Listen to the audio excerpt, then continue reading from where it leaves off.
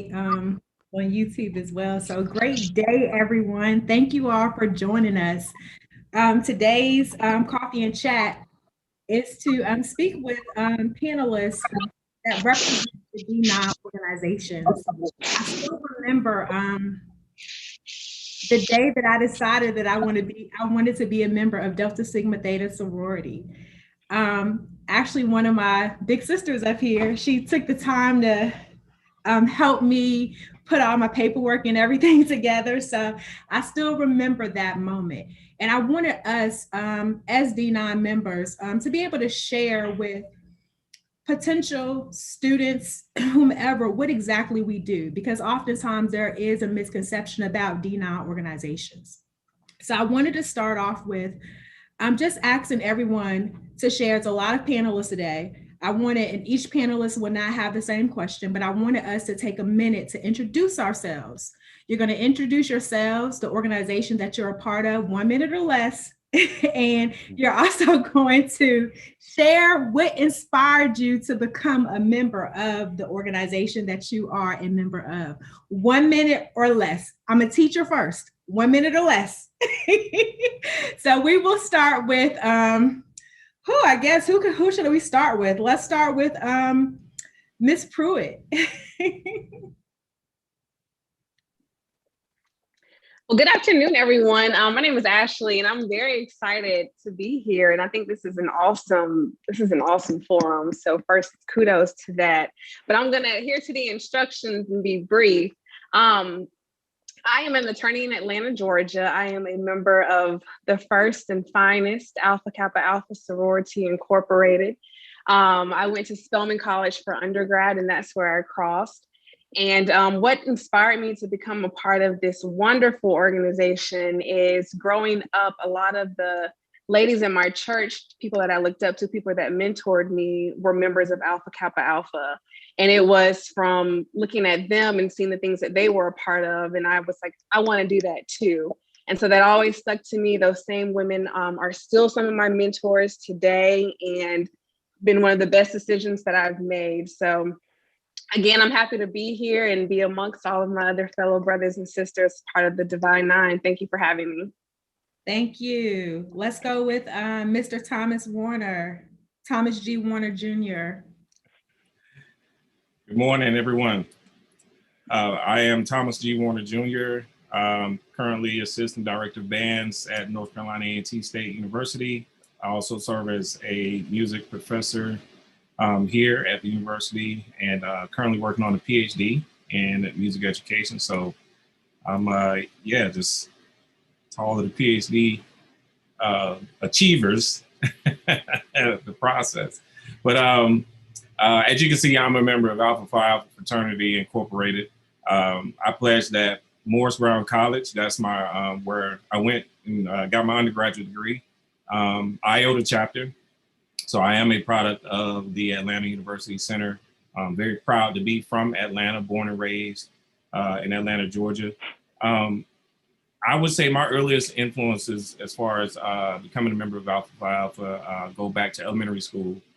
Some of the programs that we've had, mentor programs, we had gentlemen that used to come in and just mentored us at a very early age.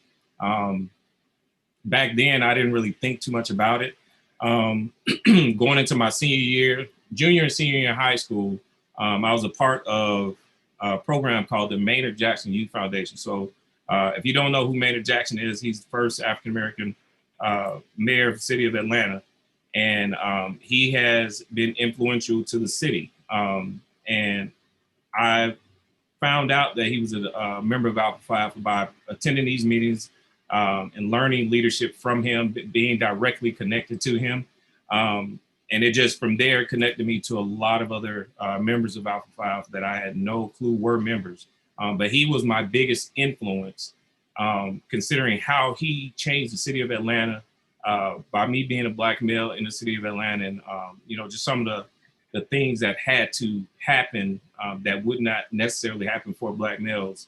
I just appreciate him, and definitely on some other levels that he and I were associated with. But he was my biggest influence as far as becoming a member of Alpha Phi Alpha. Thank you, Mr. Warner. Let's get with Dr. Terrell Morton. How are you today, Dr. Morton? I am trying to survive this Midwestern winter blizzard that we got going on.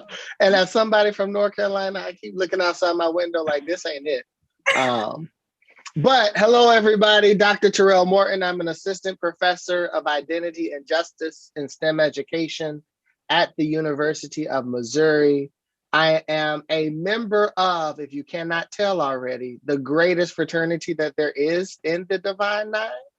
Omega Psi Phi Fraternity Incorporated, founded on the campus of Howard University in 1911, the greater half of 1911, might I add. And I pledged at North Carolina Agricultural and Technical State University. I forgot to add the illustrious, but I'll do that afterwards.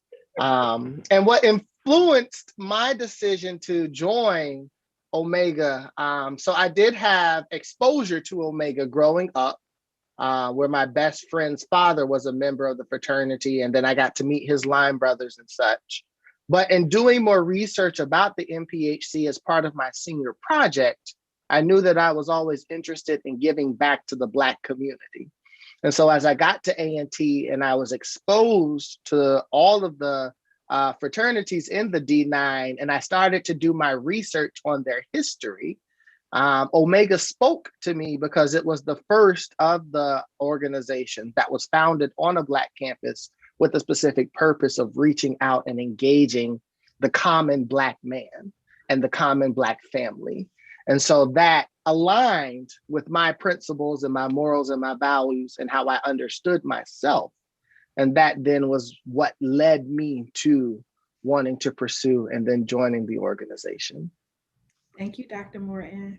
Thank you, Attorney Vargas. Dr. Eggleton McNeil, how are you today? I am wonderful and well. I just felt you were getting ready to call on me, but my name is Dr. Eggleton McNeil. So Sharonda Eggleton McNeil. I am currently a school improvement grant coach, as well as I have a LLC where I do educational consulting and women's empowerment, called Heart of the Matter 365. But I am also a member of Delta Sigma Theta Sorority Incorporated. I was made on the illustrious campus of North Carolina Agricultural and Technical State University, Aggie, right? All right. And so what drew me, similar to panelists that have already shared, it was the impact prior to just the service that I was able to participate in as a middle schooler and even throughout high school. And so I already was a Girl Scout and doing other activities that, were service-based. And so similarly in doing research and understanding the impact that I wanted to continue to have, being a part of an organization where I could see myself.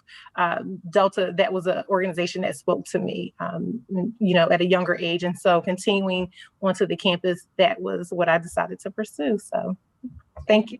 Dr. Eggleton McNeil. Dr. Greg Shirley, how are you today? You know what? I'm going to echo the sentiments of my Greek brother, Dr. Terrell Morton. I'm in Dallas, Texas, Dallas in Alaska right now. I'm looking outside my window and I'm like, I'm not built for this. I'm not built for tough. I'm very much a Kia person. But I'm Dr. Gregory Shirley. I am the Associate Director for Employee Relations, Technology and Operations at Texas Women's University, one of the largest institutions in higher education established primarily for women in 1904. I am a proud member of Alpha Phi Alpha Fraternity Incorporated. The name itself says everything that needs to be said. I don't need to go into pomp and circumstance. However, for me, when I was growing up, my uncle, who is a proud member of Omega Psi Phi fraternity, told my twin brother and I, y'all are gonna be Omegas. I'm an Alpha, my twin brother is a member of Phi Beta Sigma Fraternity Incorporated. So yeah, he's literally in the other room right now. So I'm telling him he can't come in because we're roommates. However, for me, when I got to campus, I saw the work that the Alphas were doing, and I also saw the humanity in them. So I wanted to be a part of that. And I crossed at the magnificent Paul Quinn College, the oldest historically Black college or university west of the Mississippi River, founded by a small circuit of AME circuit riding preachers.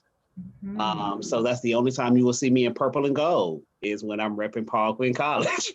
However, knowing that, you know, the men that I currently saw, because there's so many of us that, or so many of our brothers and sisters that rest on the history of our organizations, the men that I saw right then and there in the present, I said I wanted to be a part of that in the present. And so for me, fall 2002 was the best period of time that I had. So I'm very happy to be here and very happy to be a part of the discussion. Thank you so much, Dr. Charlotte. Miss Monique Johnson, how are you? Good afternoon. I am born and raised in Chicago, but I'm not made for this weather, okay? Wow. What drew me to the Sigma Gamma Rho Sorority Incorporated actually were my sisters. I was a senior in high school, and they were at the Chicago State University, then college, pursuing their degree, and they were in their membership process. So that drew me, and anything that my older sisters could be a part of, I knew there was some meat to it. Then I went to the Florida Memorial College, then now University in Miami, Florida, who has its organization at St. Augustine. I went to the campus of FLOMO, and the way that the women of Sigma Gamma Rho sorority exude excellence. They were members in student government leadership. That spoke to me as well. And then just being approached and treated with dignity and respect, their relationship to me, not even knowing that my sisters were members. So that's where I crossed, that's where I was made at Florida Memorial University with the Glorious and Phi Gamma Xi chapter there. And that, their service on campus, not just on campus, but their service within the community. And Florida Memorial is a very small school. If you blink when you're driving past it, you probably will miss it. But they extended the service to the community. It's currently in like Opelika, which is like Liberty City and things of that nature in the Miami area. And they were very engaged in the community. That sealed it for me. That sealed it for me. So thank you for having me. Thank you so much. Mr. West, how are you today? I'm very well. Yourself? I can't complain, thank you. That's good. Thank you for inviting me as well. Hi, everybody. Good to be on with everyone. I am Professor Aaron F. West. I hope I'm not stealing too much of my fellow Aggie faculty member, but I'm a full-time faculty member at A&T as well. I'm also working on my PhD at A&T in leadership studies. That's where the similarity is going to end, because like that brother's on campus, it looks like I'm at the crib. So I am safely at home, and I hate it for you people with the bad weather, and I wish you safety. But I'm so built for this 50-degree weather we have here in Greensboro. So not to rub it in, but real quick, so I can stay within the time frame. I was not interested in IOTA at first. When I came to Towson, I pledged at Towson State University in Baltimore, Maryland, which is like a 20-minute drive from our mother chapter at Morgan State University. I was not feeling it, but these two guys I came in with, we went to freshman orientation together. So we were kind of tight because we came into this new experience of college together. And both of them had pledged IOTA, and they kept coming at me like, you got to come to an interest meeting, you got to come to an interest meeting. And I was like, yeah, whatever. But eventually I was like, these dudes ain't never going to stop. They're going to ask me until I die or graduate to come to the interest meeting. So I went to the interest meeting just to shut them up and get them to leave me alone. And I was just blown away by the presentation that the brother made. And what he was basically able to sell me on was the motto of IOTA, which is building a tradition and not resting upon one. And so what I took away from it that day, I was like, wow, I hear where he's coming from. So he's basically saying that there's a lot of organizations out here, other fraternities, larger, more well-known fraternities, and you can join those fine organizations if you want to, or you can pledge IOTA and be a part of what this is going to be. So he just kind of presented me with a choice of joining something great and being a part of what that greatness is, or jumping in on the bandwagon with IOTA and making it greater than it ever has been, and having my own say, and being a person that can look at my own contributions and accomplishments as moving the fraternity forward. So that's what drew me to IOTA. And that was 35 years ago this month when I went to that interest meeting. My anniversary, IOTA-versary, is in April, because that was back in the day. We pledged for like a long time back then. Wow. Well, congratulations, Mr. West. Thank you. Miss Octavia Maxwell. Good afternoon, everyone. My name is Octavia Maxwell. I live in Kissimmee, Florida, which is right outside of Orlando. So that's no weather. I know nothing about that either. So I give my hat to everybody that's there struggling through it. But I'm a territory manager. I have an event planning business currently. And I joined the Finer Woman of Zeta Phi Beta Sorority Incorporated in the Gamma Alpha chapter at FAMU. Going to FAM, I knew nothing about Greek life. Absolutely nothing. I used to always get everyone mixed up, and I was like, who, what? Yeah, I got time for that. However, my sophomore year of college, I had a marketing teacher named Dr. Tiki Suarez, and rest in peace to her. She passed away a few years ago. And I never knew she was a Zeta. The way she carried herself, the way she just walked down the hallway at the campus, and how she conducted herself in class, I was like, who is this lady? So then I found out that she was a Zeta, but at the time, there were no Zetas on campus at all. All the other Greek organizations were on campus, but Zetas. But from that moment on, I was like, who are they? I want to be one. So because of her is why I'm here, and it has been one of the best decisions I've ever made in my life. So thank you so much. You're welcome. Dr. Dinnerson, how are you? I think you're in Norfolk. You're in my hometown. I'm from Newport News. All right, 757. Yes. Sorry, I apologize for coming in late. I was leaving a faculty meeting. So but I'm here, glad to be here. Glad everybody is well. So your question of why Kappa and who I am. So currently, I am an alum of North Carolina A&T State University, and I'm currently here working at Norfolk State as an assistant professor slash BSW director, tenure track, avid scholar. So my area of focus is on African-American men in social work, practice of diversity, and HBCU education, mentorship is where I usually hang my hat.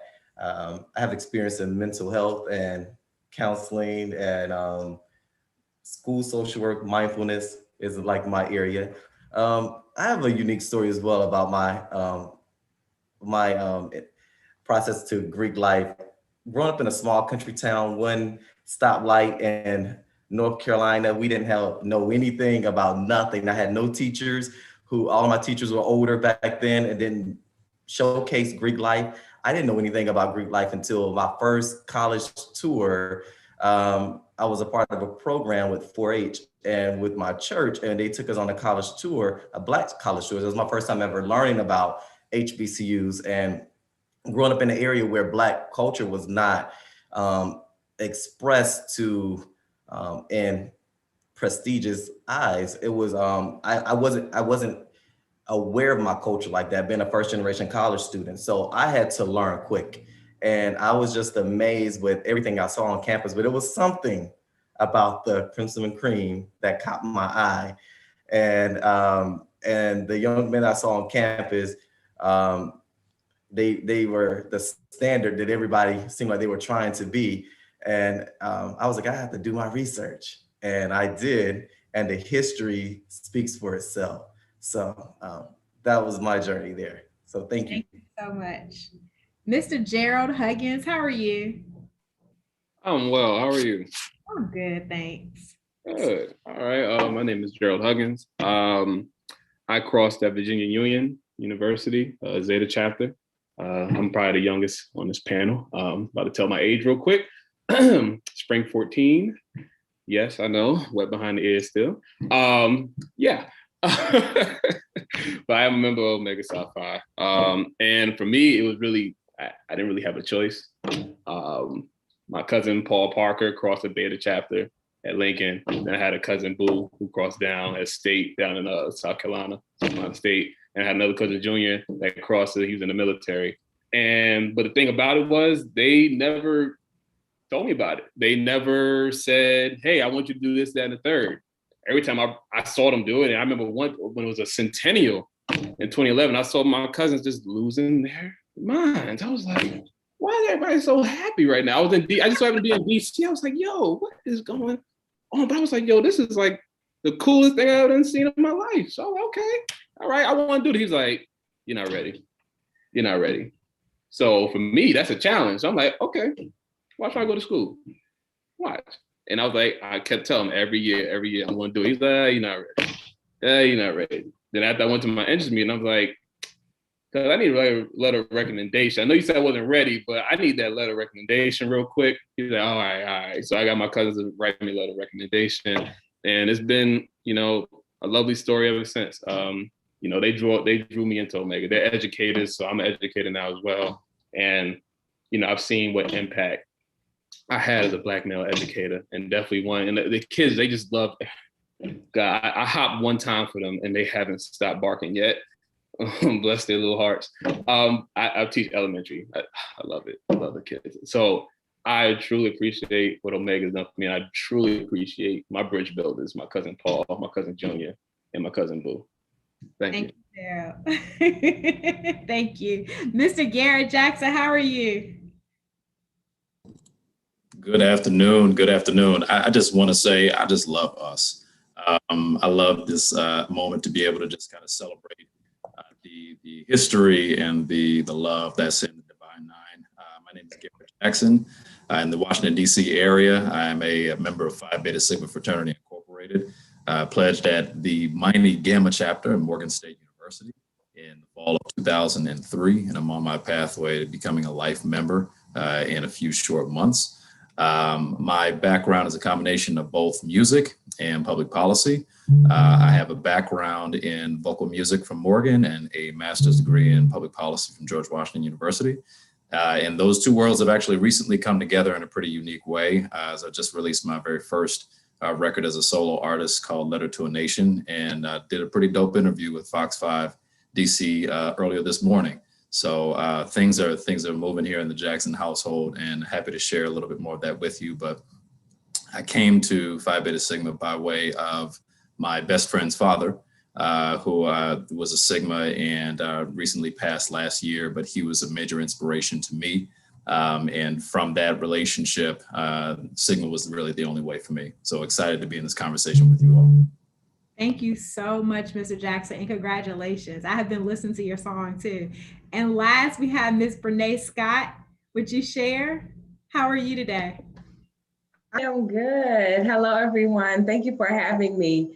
Well, my name is Brene Scott. I am a member of the finest organization, Zeta Phi Beta Sorority Incorporated. Now, Gerald said he is the youngest on this panel, but actually I am in age and in sorority years. I have only been a member of Zeta Phi Beta Sorority Incorporated for a year. I pledged in 2019 at Alcorn State University, Zeta chapter. I graduated in December of 2019 with my Bachelor's of Arts in Mass Communications. And currently I am serving as a manager at Walgreens. So I am very, very, very honored to be on this panel with such amazing people that are in various fields. Now, how I became a Zeta was in 2012, my mother became a Zeta through Tausside Zeta chapter, graduate chapter in Alsop, Illinois.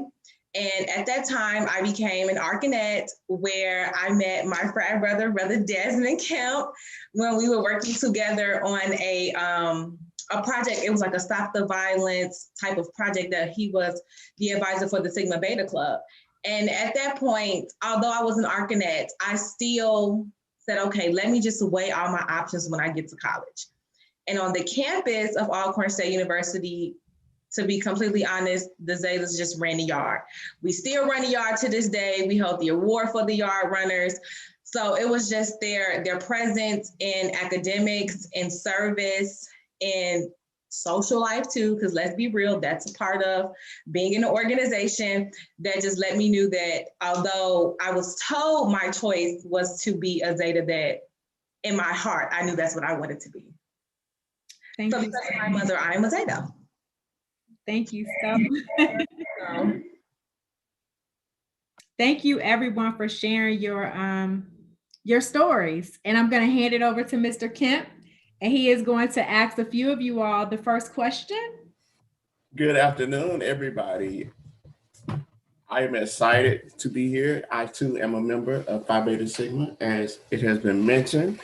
Of course, we have to represent blue and white. I'm so glad to see many of you on this panel. And mostly, I'm more so really excited just to have my girl, Renee. You guys, we still have the video on YouTube, and I'll probably share it eventually, but Renee was a very outspoken youth in Chicago, and it was great to have her on our project. Moving on.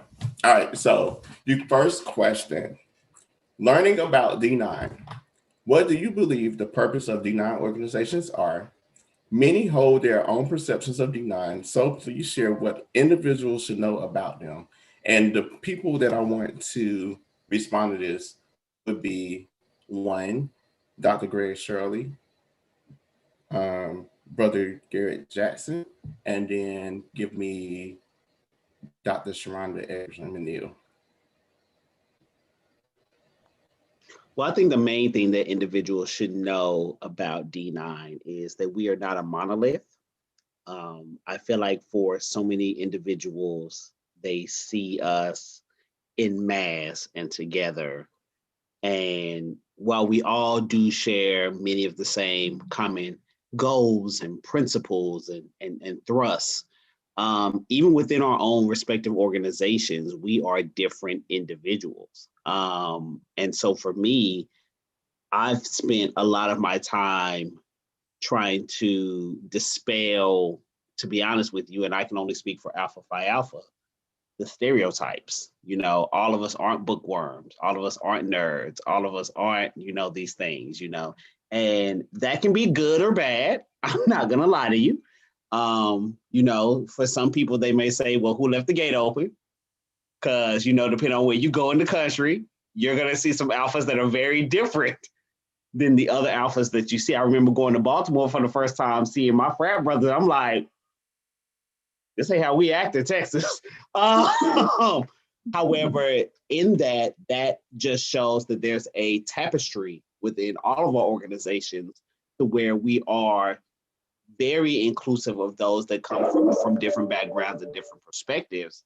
However, realizing that as long as you are, humanitarian, as long as you are somebody that, just has a good spirit, a good soul, I'm going to look at you as a brother. Also, I'm going to, if I see you not acting in that mindset and that framework, I'm going to give you that constructive criticism, and we are going to have that courageous conversation. Mm-hmm. And so people look at us as being very elitist. People look at us as being very standoffish. However, we as D9 individuals also need to do a better job of showing people that we are more inclusive. And so for those of us that work in higher education, and those of us that work in a predominantly white institution, where there are, your white fraternities and sororities, we're seeing our brothers and sisters who are Black going into those organizations or going into those multicultural organizations. So we are losing a very talented pipeline because they don't see the advantages and benefits of being D9. And so for me, it's also one of those things where we have to stop resting on the laurels and the workings of our previous members that have built that foundation for us. But we also need to examine, these are the things that we can offer the generation of now. And so for me, that's what I try to make sure that I advertise and market to individuals. Now, granted, am I able to do that more nowadays because I'm at an institution that's 90% women? Not necessarily, because we don't even have an alpha chapter there. But at my previous institutions, I tried to show them something outside of just, the black and old gold, throwing up the ice, things like that. I tried to show them the humanitarian side and the humanistic side of Alpha Phi Alpha. Mm-hmm. That's important. I'd love to go next. So I think I wrote a few points just so I can make sure I hit everything that I want to say. One of the things that I think is important in that same vein of we're not a monolith is understanding that a lot of the stereotypical, like when we first came on, we were just playing around and joking and even kind of the saying, the illustrious and, all of those titles. That's kind of that inner poking, like fun, having fun. That is not at the end of the day, the reality that you will see. You find so many women and even men who are best friends, who are colleagues, who are out really doing the work hand in hand, just that reality that we are collaborative in nature, that yes, we all have our individual organizations, but at the end of the day, our service in the community, we're all aiming towards very similar, if not the same goals in terms of uplifting our communities and serving in academics and the other part of that threads into this that I want to make sure to say to people is at the end of the day, these are businesses and these organizations are businesses that run as such. And that's something that a lot of times I don't think people get opportunity to know about our organizations, is that they really are movers and shakers in the community. And they really do have seats at very big tables as far as impacting and having a say about what's going on, particularly as it relates to the African-American community. And also I want to make sure I say it's more than colors, right? So people, I had the privilege of teaching in a high school setting, and a lot of times students would then later come back and, and say, oh man, yeah, I'm interested in this other organization now. But when they were in their high school years, because they liked the color pink, right, that would be their favorite thing, or because they liked a certain color, they felt like, I like this color, so I'm supposed to be this thing. And my thing would always be to them, you need to do your research, because that may not be an organization, whether it's Delta Sigma Theta or Alpha Kappa Alpha or Sigma Gamma Rho or Phi Beta Sigma, whether it was one of my male students or whatever that may be. If you making sure that you could see yourself and you identify with those principles. And the last thing is that this is a lifetime commitment. A lot of times when you find that stark difference in some of the organizations, Greek or lettered organizations that you might find at a PWI, and even now more and more at HBCUs, that some of these organizations are more of a during your collegiate experience. They don't thread out into the alumni space where there is a strong foundation and even stronger in some regards in terms of the impact in the community. And so just wanting to make sure to say that, undergrad may not, because a lot of the panelists, their experience started at an undergrad level, but there is room and space at the table beyond just the scope of undergrad. And I do think that some young people see that, oh, I can't do this. My campus doesn't have this. That doesn't mean that the options are off the table for you. It just means that it may not be through your undergraduate, through an undergraduate experience. But at the end of the day, it's a lifetime commitment. And undergrad is for some people 2 to 4 years of what should be your entire experience. I saw a few facial expressions while Dr. Egerton McNeil was talking, and one that intrigued me was Ms. Monique Johnson. Would you like to go ahead and respond to this question as well? Oh my gosh, thank you so much. I'm just nodding and really enthusiastic about the topic at hand. One thing that my sister, Dr. Eggleston, can remember your last, I know it's hyphenated, what she mentioned was a couple of things. It's not just about the colors. It's important to do your research and that this is a lifelong commitment.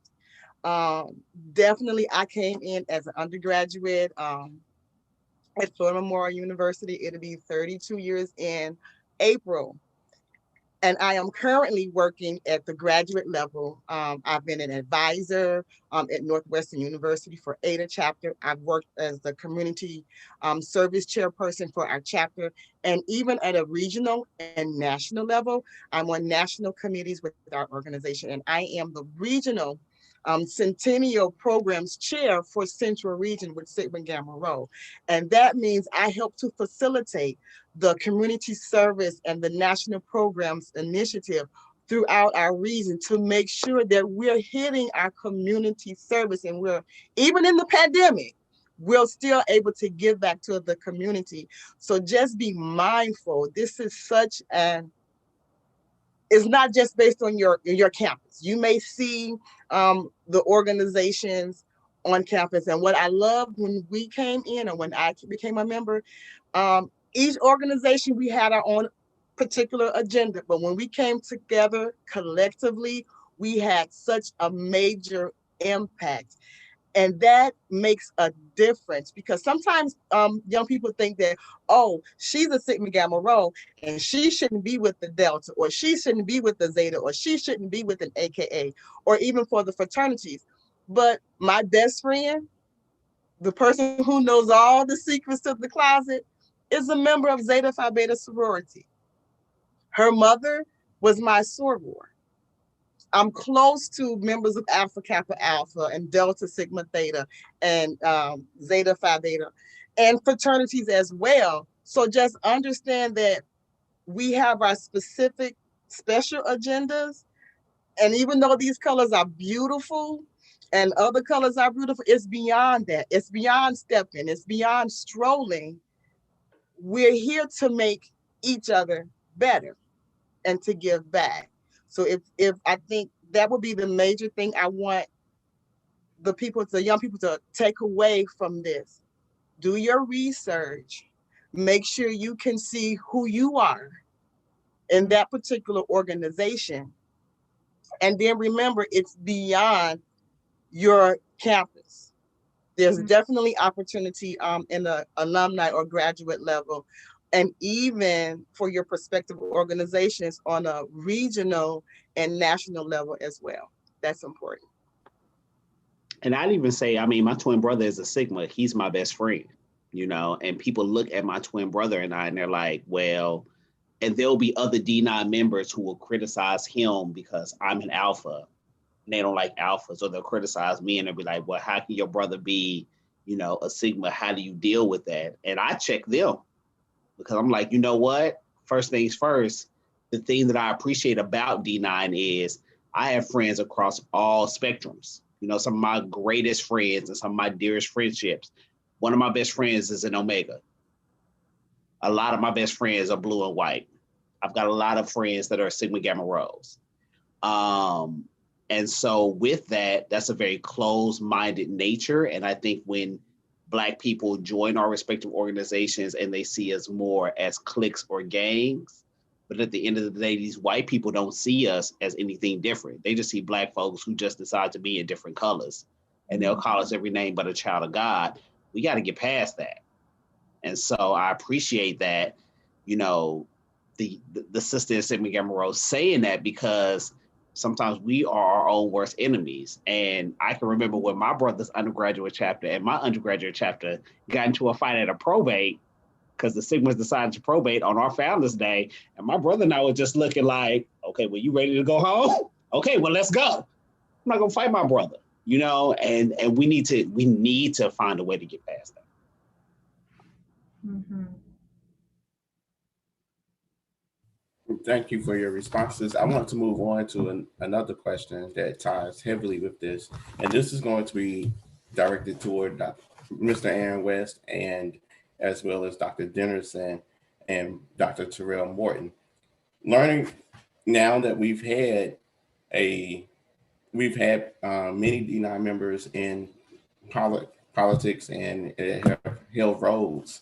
They've held roles as city mayors, as members of the Senate, but now we have one that is a vice president in the United States. What does this mean for the mission and the work of Black Greeks now that we have Kamala Harris as vice president? You're muted, Aaron. My bad. Yeah, thank you for the question. To me, it means that the best is yet to come, right? Because this is more to me of a jumping off point, because I look at the election of Kamala Harris as a continuation of the election of Barack Obama, really. It's just, more kicking down doors. I mean, obviously we had a little bump in the road with this Trump presidency, but we're going a little course correction and getting back on course right about now. So it's all going to be good. But as we've been saying, the thing that sticks in my mind is that collectively, if you take, you take all the D9 organizations and their reach and their outreach, and you collectively say, what are we going to do next? So for me, as a political science major the first time around when I was an undergraduate, I love the idea and the impact of us on a political level. When we come together and advocate for different candidates, they don't have to be members of our organization, but the combined buying power and political power of the D9 is tremendous. And I think the election of Kamala Harris is like a stepping stone to the greatness that is to come.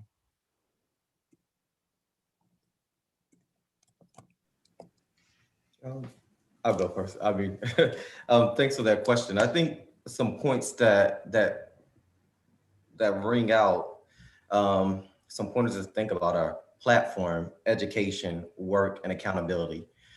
Thinking about this is a big platform that we have, and we cannot sit in isolation and idle to each other. We have to learn to work together. This is a good time to educate people about who we are, to dispel some of these myths and show some of the great work that we're doing, and holding, not just, we want people when they hear him say, hold Vice President Harris to her work, but we also got to hold each other to our work as well, and mayors and things of that nature, because we have to get past the yard mindset and realize that there's more work to be done. We still have, brothers getting shot in the street. Where are we in these instances? Because I always ask my students the next question: where is the next Obama? He could be sitting right here in this classroom, or she could be sitting there. So we have to make sure that we're doing the work and making sure our programs are continuing, because the foundation and the structure is there. So we have to have community accountability towards each other, and not just soon as we see someone because of social media and we want to hold that one person accountability for all of our work. No, that's not the case. We are a part of this community as well. So we have to take this platform, kind of like what a lot of HBCUs, we're benefiting now that people are realizing that we're here and we get these drastic donations. We have to realize this is a platform that we can use to educate people, to let them know that we are not gangs, that we actually do things in the community, and we do get along. And Black folks come in different shades, work in different professions, and we are educated folks. So we have to use this platform for greater good. Mm-hmm. So I'm thinking on a couple of things when you asked me that question, which was why some of my initial facial reactions were all over the place. Because I have a split thought. First, I would say, to Brother West's point, coming up, being raised by Deltas, I would be shamed for not saying that the election of Kamala Harris was an extension of the work of Shirley Chisholm and the platform that she put in place. So yeah, I would have to throw that little point out there as a quick tug. But I don't know. So for me, it's kind of twofold. One, I think it goes with this mindset that we talked about in terms of having this very yard focused, this is mine type identity, where in seeing Kamala's election, we don't set that as the epitome of what it is that we can do and what we can be and how we can do it and how we can be it. But rather saying in this vast kind of multifaceted world that we operate within, Black people can hold the highest or second highest office in the nation, but then we can also recreate structures and create our own spaces should we desire not to want to integrate into those spaces. So it's really challenging us to think beyond just this notion of arriving and making it.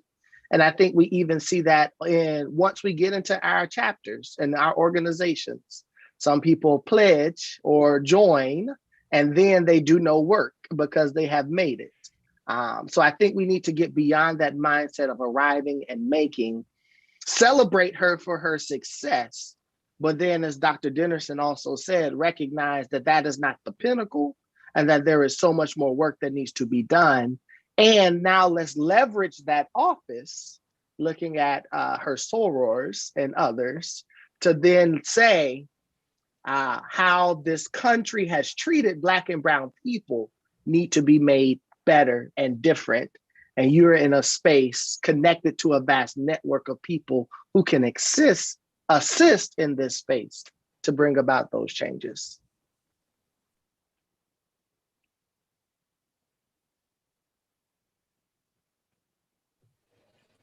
I would like for Ms. Ashley Pruitt to respond to this question as well.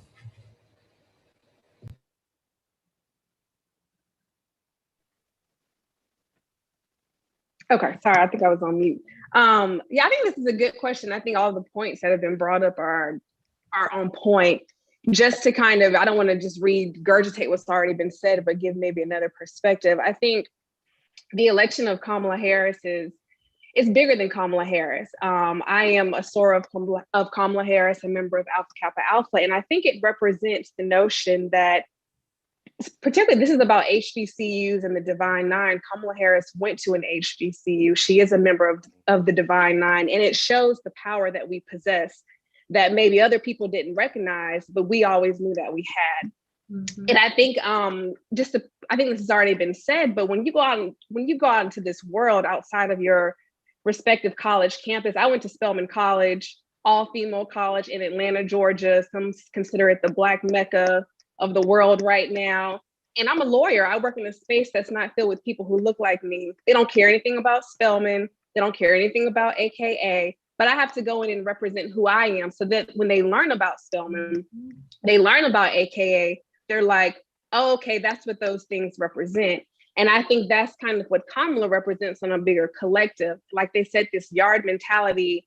The thing is, my dad is, he's a Kappa. So I had an introduction to Greek life when I was younger. And he would always tell me that that moment that you have on the yard, it's a light that will dim very quickly. You spend your time on the yard a couple of years, and then you go out into this world and people just see you wearing colors and throwing up signs and making noises. And the vast majority of people don't know what that means.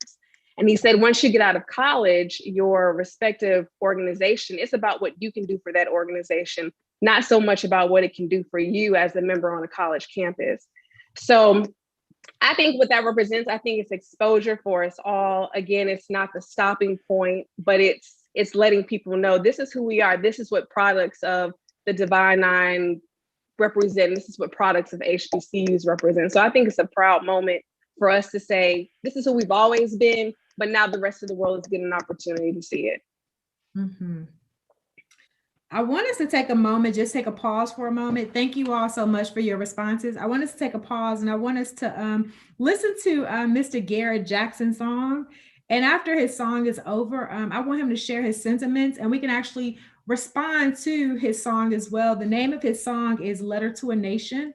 It's a really powerful piece. I've listened to it a dozen times over the last week or so. So I'm gonna go ahead and play it and just take a moment to just listen to his song. Thank you, Garrett.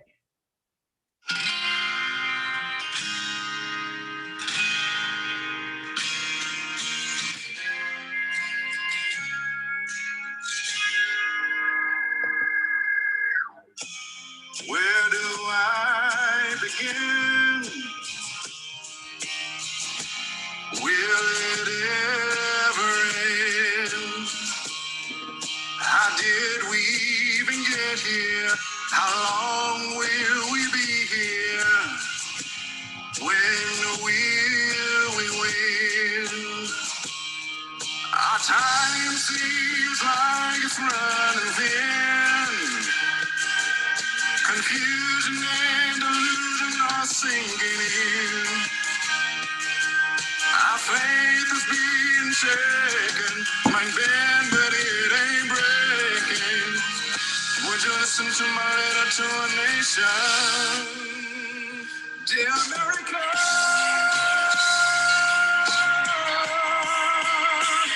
oh, dear America.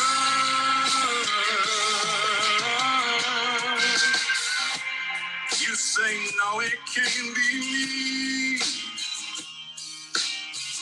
Turn around and infect your family.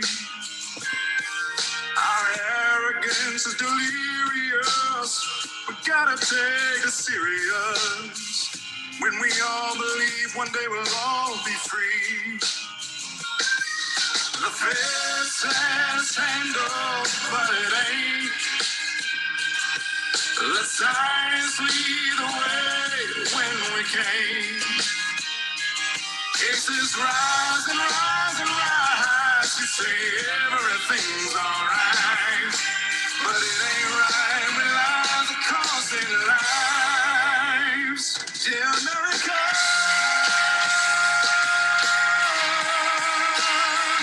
dear America,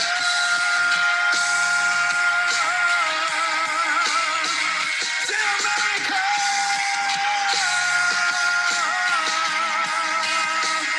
dear America.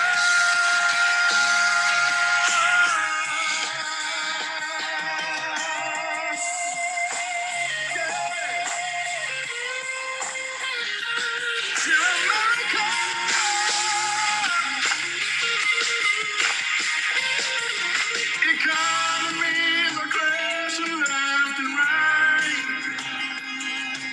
Stores and businesses close with no end in sight. Our nurses and our doctors and all the first responders are fighting for supplies with all their might.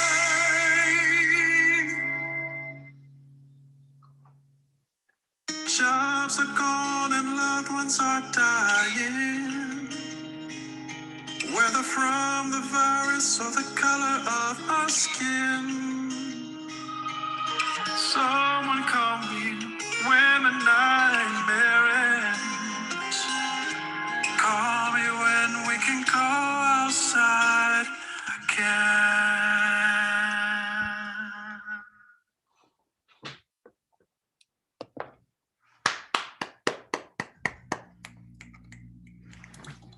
So, Mr. Jackson, would you like to tell us about your song? I would love to. It seems to picking up a lot of energy as of late, and I really am honored that you would decide to share it on this platform. So, Letter to a Nation, just briefly, it was a piece that I began writing in March of 2020, early when the pandemic began to hit, and I woke up with the song. I would say very much divinely inspired, and had basically the entire piece, music and everything, written out of my head. Now, while I claim to be a songwriter, this is my very, very first piece as a solo artist.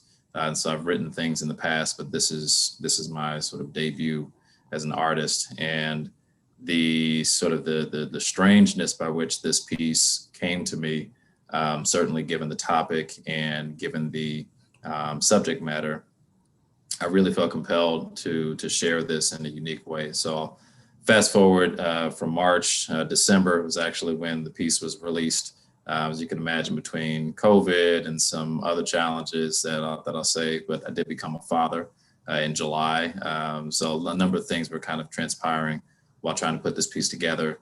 And one of the important things I'll say that did happen as a result of some of the delays was, and what we didn't hear in this particular version, the video that maybe if you may be able to check out has a spoken word element at the back of it. And I actually wrote that as an ode to George Floyd and his killing back in June.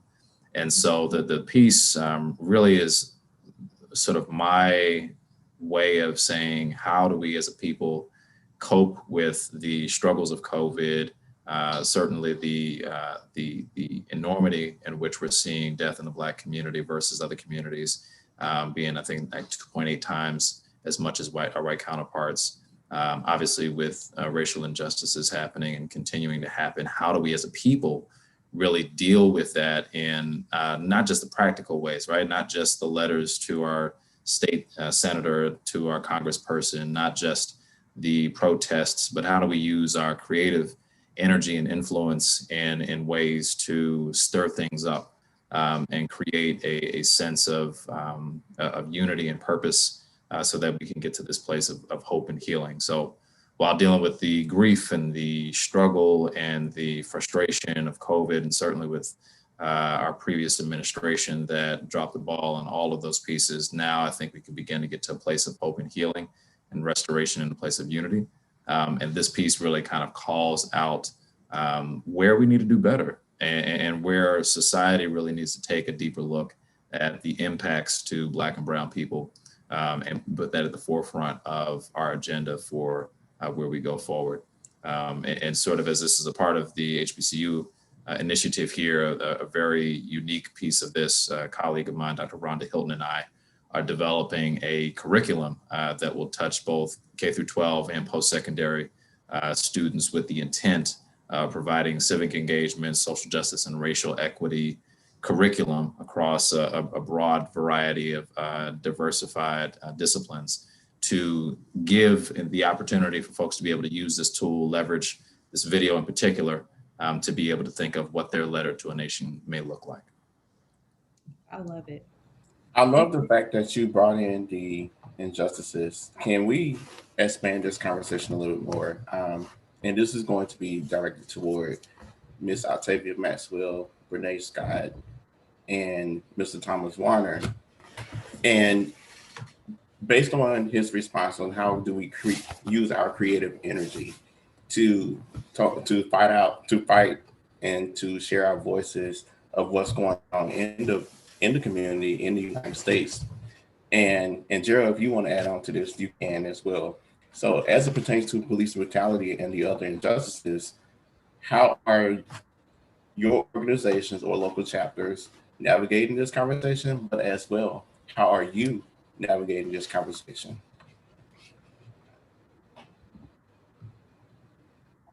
Okay, I'll start. Locally and nationally, we've had a lot of virtual forums to have this difficult but needed and uncomfortable conversation with each other pertaining to everything that's going on in the community. Locally, we've had forums and we also included our youth into this discussion as well because it affects them more than any of us ever imagined. And definitely something we never thought any of us will be going through right now because we hear about it. We studied it while we were in school. It's definitely, some hard conversations in living your truth. Sometimes we did not agree with others were saying, but it needed to be heard.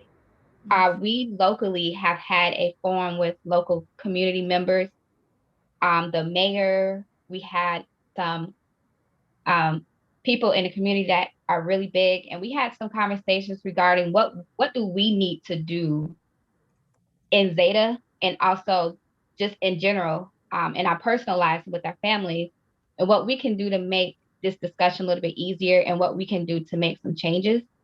And it definitely opened up my eyes, even to some coworkers with how they felt, and even with some sorrows with how they felt. But definitely needed to be had. And we also had prayer calls because sometimes people cannot vocally express themselves. So we came together to just have a moment to be with each other and pray about the whole situation. But it's definitely, hard but needed conversation we needed to have. Renee, can you tag on and actually talk about some of your activism work in Chicago? Yes. So just like Sora Octavia said, on the local level in my grad chapter, we have had different prayer calls, different forums, as well as every month for the last 4 months, we have had a group therapy session with a licensed therapist, to where we can all voice how we're feeling about everything as a whole, to see if, some of the feelings that we have are very similar, if they're different, or how COVID and the social injustices alone have just been affecting us personally. Now, as for myself, using my gift of gab, which is talking and interviewing people, a few of my classmates from college, we have been creating a platform where we say, instead of waiting for the table to be made for us to have a seat at, we're making our own table and creating our own seats. So we've done our first conversation, to where we just talked about how we can use our artistic gifts to spread awareness about what's going on, as well as having those difficult conversations that not everyone wants to have. And especially for me on my job, being that I work in a multicultural setting, to where I am a minority, where I go to work every single day, it feels good to know that the people that I work with every day, they may not be able to understand what our community is going through, but they are able to be empathetic with what the community is dealing with, even with having those very tough conversations that work may not be the perfect place to do them, but when you're constantly being, what's the word I want to say? When it's constantly in your face, you have to deal with it head on, even when you don't want to. Gerald. For me, well, I'll start this off by saying I'm a student of 2 Divine Nine members that were very radical in their belief system. So for me, I studied Huey P. Newton and I studied Khalid Muhammad. Huey P. was a member of Phi Beta Sigma, and Khalid Muhammad crossed down at Dillard University, I believe it's Beta Sig, back in the 60s. So for me, when I see, the police brutality and the injustices, and I live in New York City. So pretty much you're a sitting duck in New York City from a self-defense aspect, because you're not able to really defend yourself legally, with firearms or any type of weapon in that sense. So for me, I went up in the grad chapter meeting and I said, hey, bros, I love this, I love the talking aspect, but we need to train.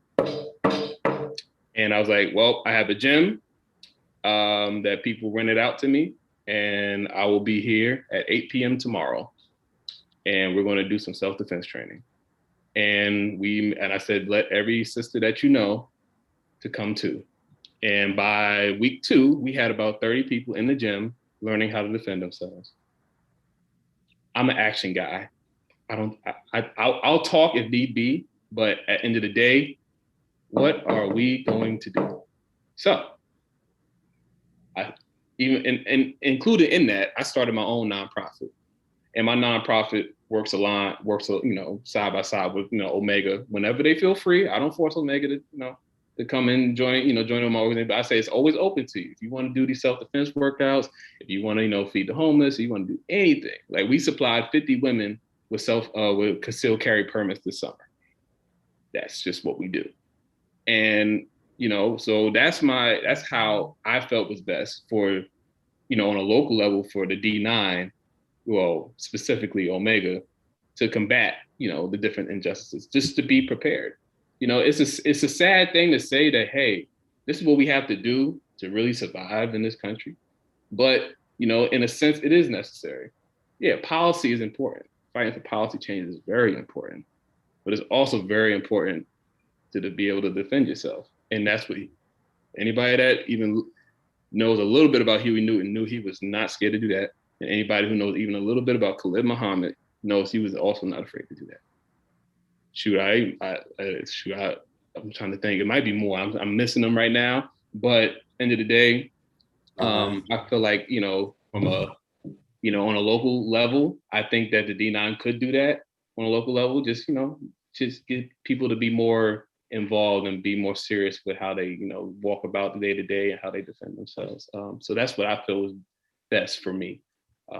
And it actually translated. You know, people started doing it in Texas. People started doing it in Florida, DC, Richmond, Virginia. So it actually worked out. So I was happy with the contributions I was able to make pertaining to that. Thank you. Mr. Warner, you would like to add on to this? Yeah, sure. These are some really great points, and I think I have to applaud Mr. Huggins on that initiative. I kind of agree with that. I'm speaking on behalf of myself, but just thinking back, as growing up in the city of Atlanta and having somebody like Maynard Jackson as a mentor. I mean, we did a lot of leadership training, and we got a really good history lesson. And I don't want to say he predicted the future, but he did. He spoke a lot about how things were going to change. Where we met, his office was in the heart of downtown, and the meeting room overlooked the city. So it was like Centennial Park, and we could see all the way west. And the only thing I could think about was my neighborhood was in this direction. And he spoke about, you know, the political change that was going to happen. He spoke about what we call, or what some people may know as, urban redevelopment. And little did I know, graduating from high school, that they were going to tear these projects down and have people to move out and force them to move out and go to other areas. So, you know, not only that, police brutality was, when you think about that era of Rodney King, a lot of people, we talk about stuff that's happening now, but you got things that happen like Rodney King. And I'm only speaking as a Black male, we have to walk around and we have to be watched in a store. If you've ever walked in a store, and some of the gentlemen may know what I'm speaking of, but if you've ever been in a store and had somebody follow you as you're trying to patronize or be a patron to that store or that business or whatnot, you know, it's a little degrading. So we see a lot of stuff about police brutality, but January 6th, we had a lot of things that were reported and things that were not reported about in terms of the siege on the Capitol. Last year, yeah, we had some things that happened in a lot of cities. You know, a lot of riots broke out. But some of those things did not happen. The things that happened at the Capitol didn't happen. Although we had a lot of stuff that happened within these cities. But people are kind of getting sick and tired of being sick and tired. And one thing I will say, and just speaking from a perspective of Alpha, I commend my organization because we do get constant communication from our national headquarters, from our regional, local leaders.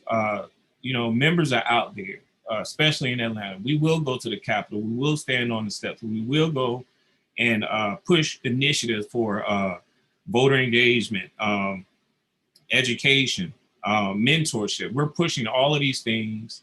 And I think it's important. We have to tackle and go in and start with the youth. And I will say the small amount of time that I spent with my peers in high school and being in that situation with Maynard Jackson and other mentors, it really trained me for leadership. It trained me for things beyond leadership. And we have to think about what we're doing now. We have to think about the now, and we have to think about the future. What are we doing to teach our kids about the things that are coming up? We all know that everything that we learn in school and college is not always factual. You know, and being a part of several organizations. I'm also a member of Masonic bodies. And there's some knowledge that I have that people just wouldn't normally have. And it's amazing the information that I find out about things, especially in the Black community, especially for those who are Prince Hall Masons and affiliated with Prince Hall Masonry. There's a lot of historical things that are out there that we have to really start teaching our youth. Yes, it's very important. All we know, because we are members of D9 organizations, academics is hands down very important across the board. So we have to, not only do we go and teach the self-defense classes, but let's go out and let's teach these students about things that they're not going to find in these textbooks. Because we know that these textbooks, we know for a fact that these textbooks, and we all have stacks of books. I got stacks of books behind me, but we need to have practical application. How are we going to have these students to survive life? How are we going to teach our young men to be safe and not get shot by the police? We talk about police brutality, and I don't like to go into too much detail. I have plenty of friends and frat brothers and everybody, family members that are members of police organizations, and I fully support them. But we have to start with our youth. And I'm sure if the initiative is put out there, and there are initiatives, but how far and how strong are we going to push this? And if we use the platform of every D9 organization, I think it could definitely go further. And it was mentioned about Kamala Harris being in office and not having boundaries or creating our own situations.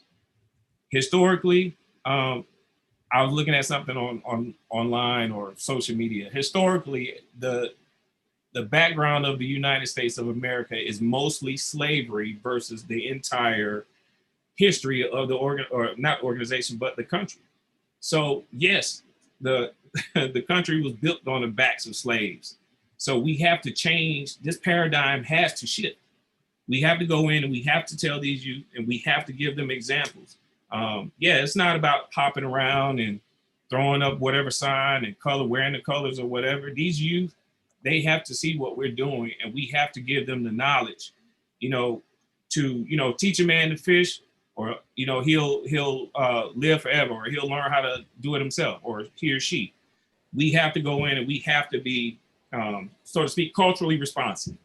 See what that culture is about, and we have to make that change. Be the change that you want to see. Color, wearing the colors or whatever. These youth, they have to see what we're doing, and we have to give them the knowledge. All right. To teach a man to fish, or he'll This is feedback. He'll learn how to do it himself, or he or she. We have to go in and we have to be, so to speak, culturally responsive. See what that culture is about. We have to be the change that. All right. Well, this is the last 15 minutes of this session, and I wanted to say thank you to all the panelists. We don't have enough time to get through all of the questions that we initially planned, but I would like for each of you to leave us with one word, quick word, that will leave us with a lasting impression of your organization. If you can do that really quick. And we're going to begin with the two first and the finest that they like to say, men of Alpha Phi Alpha. Dr. Gray Shirley, leave us with one word that people would remember Alpha Phi Alpha. Legacy. Okay. Dr. Warner.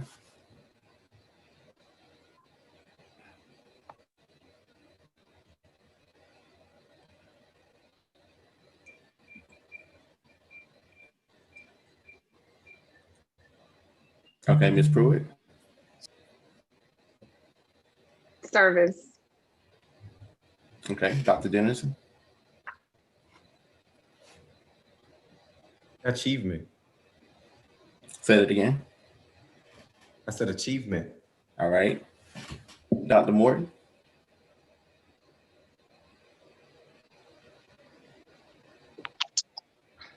This is going to be hard for me. Ask my younger frat brother first and then come back to me. Okay. Mr. Huggins. This could go. Well, how about we do it this way? Because we only have a few minutes and I want to make sure we're able to get to the raffle. How about you all share in a chat box something, a lasting word. So a lasting word in the chat box so our guests can see. And while we're doing this, I want to give the floor to one of our sponsors. Our sponsor is Miss Taji of the Black Onion. Hi, Miss Taji. How are you? I'm going to share her site as she talk about her business, and she's out also raffling off a gift today too. Hi everyone, how are you? Thank you so much for having me today. I've really enjoyed the conversation. I'm not a part of the Divine Nine, but just hearing some of your views on history and current events and just how knowledgeable and educated everyone is. It's really refreshing and really inspirational, really. So I'm Taji. I'm from Rocky Mount, North Carolina. I attended North Carolina A&T and graduated in 2012 with a bachelor's in landscape architecture. I also attended North Carolina State University and got a master's in landscape architecture. And I've always been really passionate about the land and educating people, but more so educating Black people and wanting them to live long, healthy, prosperous lives, happy lives. And I think that a lot of Black people live in a lot of sadness. So I wanted to bring, in landscape architecture, I wanted to bring happiness to Black people through nature. And after graduating, I didn't find a job as fast as I thought I would, or it would be a job where I would have to do something else as a means to survive. So I was working 2 jobs at the time, and I was just getting rejection after rejection, and it was just really depressing. In the meantime, I was getting a lot of offers to do art for people, and the opportunities just kept presenting themselves. And I always wanted to do art, but my mom was like, oh, let's just do something practical. You can do it as a hobby, or you can do it as, something else, but do what you're supposed to do, get your education, get a job, so you can have benefits and everything. So after working and getting all the no's, I was just like, okay, Mom, I'm gonna have to take a break because I'm not living a happy life. And I don't feel like people should waste their time being sad. There's a lot of sadness in the world, and I don't think it should happen. So I said, Mom, quit my job. I'm gonna do art for a little bit. She was like, okay, I get it. Just try it. I have a lot of faith. I'm a big believer in God. Like, I believe in purpose. That's my thing. So I started this company. I was like, I don't want the name to be like Taji's Art. I don't want it to be like regular. I want it to be something that people will say like, what is that? Is that art? Is it food? What is it? So I was like, okay, I want to bring a new refreshing scene to the art scene. So I was like, the Black Onion, that's perfect. People flavor their foods with art, with onions. Like I want to bring flavor, freshness to the art scene. So I came up with that name. I quit my job on February 9th and came up with the name and everything by February 16th of 2016. So my anniversary just passed yesterday, and I've been an entrepreneur for 5 years. So that's how I know. I was like, God, if you let me make it to 5 years, then I feel like I can make it even further. Just let me do 5 years. And after that, we'll see how everything goes. And everything is well. And I feel like the pandemic solidified a lot of everything for me. So I like to create art for Black people, Black women. I'm a big advocate for Black women. I wanted to create a brand that immersed Black culture. I've always been vocal, but my delivery isn't always right. So I wanted to be able to express Black plights, Black joy, Black excellence, just everything Black, not discounting anyone else, but just creating art and liveliness and having Black people have art in their homes and just something different. So I don't always do just canvas art. If I have the opportunity, I'll make my art into clothing as well. Like my shirt, I have on Dear Aunt t-shirt. I made this canvas and it was pretty popular. So I'm raffling off any shirt off the website today, any piece of art on a shirt. So thank you so much. That kind of got a little rambly, but whatever. No, that was beautiful, Taji. Can y'all give Taji a round of applause? Like, her artwork is so amazing. So I'm click on a wheel. we had about 40 people that were registered, but if you're not here, then you can't win. So let's raffle off. Spin the wheel, spin the wheel. Last name Logan, are you here?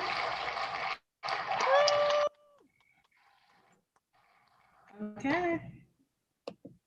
The person's not here. Let's remove them. I'm trying. Okay, let's try it again. Spin the wheel, spin the wheel, spin the wheel, spin the wheel. I know Mary Willow is here. Is Mary Willow still here? You better believe it. You know what? I had a feeling I was going to win. If you will send me your address, I will make sure Miss Taji get your address and we'll make sure you get it. And you better believe I will. We have another couple of raffles too. This raffle right here is coming from, it's not actually, it's a raffle, but it's a question.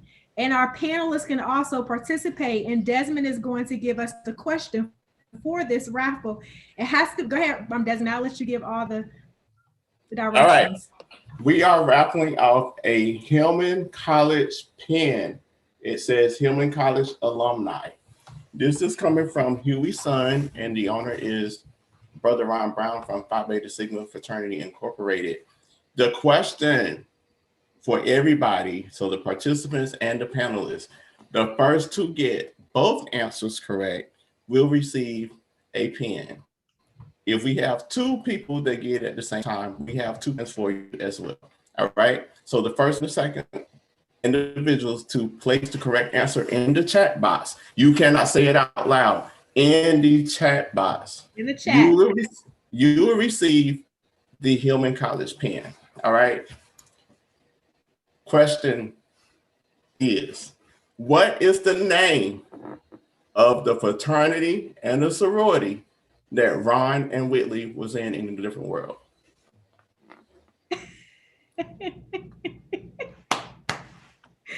Oh.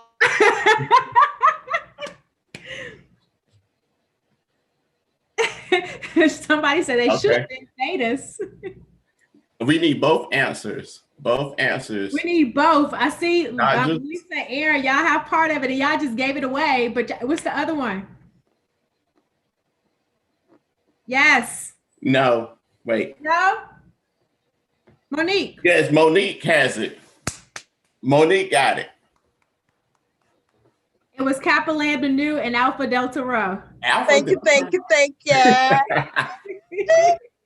I have your address, so we'll make sure you get that. Brene said, this isn't fair. Brene, I got you. Listen, I was almost there. Listen, they have those, they do have them. They have them. They show them, actually, they show the replays of them. Love it. Yeah. So and this is actually Huey's Sons. This is the website. Desmond put all the information inside. Please check out the website. They've also were one of our sponsors. He provided us with the Hillman pen. So just make sure you check him out too. It's a Black-owned business. And I also send you information on a Black-owned coffee business that sponsored us the first week. So I wish that we had more time to chat. It just was not enough time, but I'm so happy that we were able to get all of D9 to participate, a member of each D9 organization to participate in this panel. This was beautiful. I'm so thankful. So thank you all so much. I just truly appreciate it. Good luck, Garrett, and good luck with everyone. And I'll be sending out emails soon. Thank you. This Oh, we was have Thanks, everybody. one question here. amazing. Thank you. Thank you. Thank you. We Thank forgot you. to ask. Great. This was looking forward to what we're doing in the future. We Yes, forgot I'm to ask definitely going to keep in contact with you all